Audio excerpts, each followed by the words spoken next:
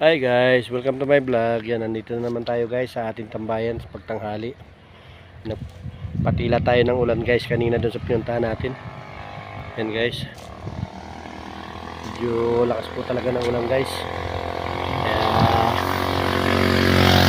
Kaya po natin kanina nagpatila po tayo ng ulan. Yan. Yan na po yung ating motor. Ito tayo tumatambay guys. Sa kabila na yun. Bukubo.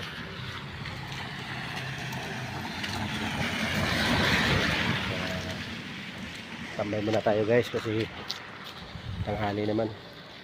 Kaya ng tanghaling maulan guys. First time itong taon na ito dito sa ruta natin umulan.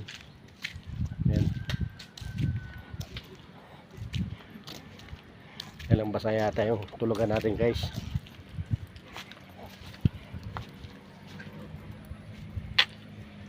Medyo basa talaga guys. Tulugan natin. Tambayan natin.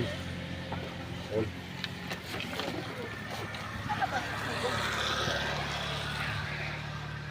Yan, paano tayo makakatulog dito guys?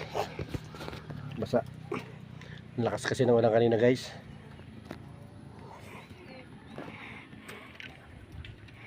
Ito yung ating motor sa kabila. Katitila lang ng ulan guys.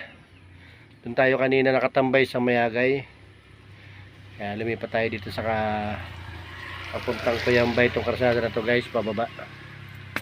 Dito tayo madalas tumambay pag tanghali sa kubo-kubo po na ito. Nandito lang po ito sa gilid ng karsada yan guys. So, ito yung kubo-kubo, yun na yung karsada na yan. Yan. Sarap kasi magtambay dito guys, lalo pag tanghali. Kumbaga malamig yung simoy ng hangin. Nakaka-relax pag matutulog ka, mahangin. Kaya napakalaking bagay din po sa katulad natin na tayo po ay naghahanap buhay araw-araw. Nakakapahinga po yung katawan natin. Kaya napakalaking bagay po tayo nakakapahinga sa ganitong pagkakataon. Kaya lang ngayon guys, medyo basa.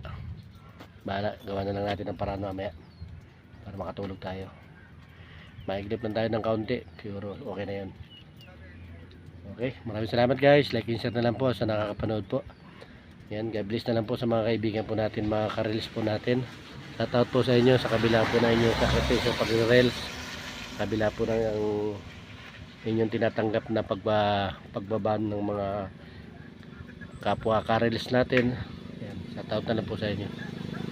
Malapasan po natin lahat ng pagsubok na dumarating sa buhay natin. Maraming salamat po. Ingat po kayo.